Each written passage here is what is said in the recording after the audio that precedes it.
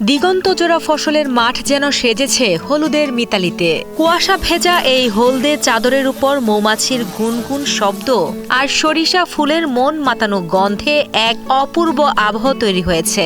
এখানে কেবল সরিষা চাষই হচ্ছে না, বরং প্রকৃতির বুক চিরে সংগ্রহিত হচ্ছে শতভাগ খাঁটি মধু।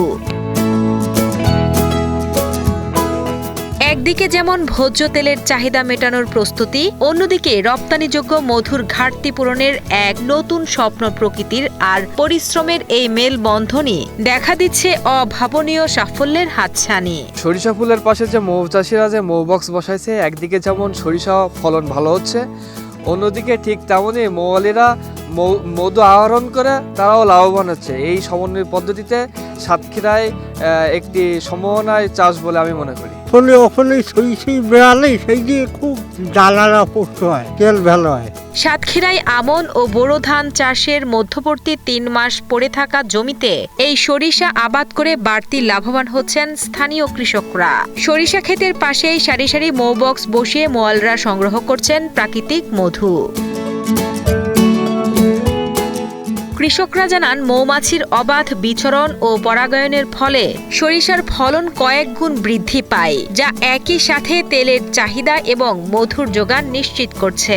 গতবারের তুলনায় এবার ফলন বেশ ভালো হলেও বাজারে সরিষার সঠিক দাম পাওয়া নিয়ে কিছুটা শঙ্কায় রয়েছেন অনেক চাষি। তবে সব বাধা পেরিয়ে হলুদের সমারোহে কৃষকের দু চোখে এখন নতুন দিনের স্বপ্ন। আমি 5 বিঘে সরিষা চাষ করেছি। গত বছর ছাড়া এবছর ফলন খুব ভালো, ফুল ফল খুব ভালো। তা আমাদের দাবি একটা, গতবার আমরা 32 থেকে 3600 টাকা দাম পাইছি।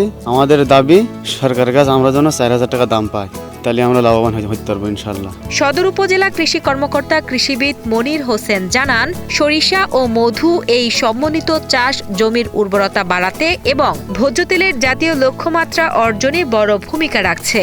সাতক্ষীরার এই হলুদ বিপ্লব এবং মৌমাছিদের সংগ্রহিত মধু কেবল স্থানীয় অর্থনীতি নয়, দেশের কৃষি সমৃদ্ধিতে এক নতুন অধ্যায় যুক্ত হয়েছে।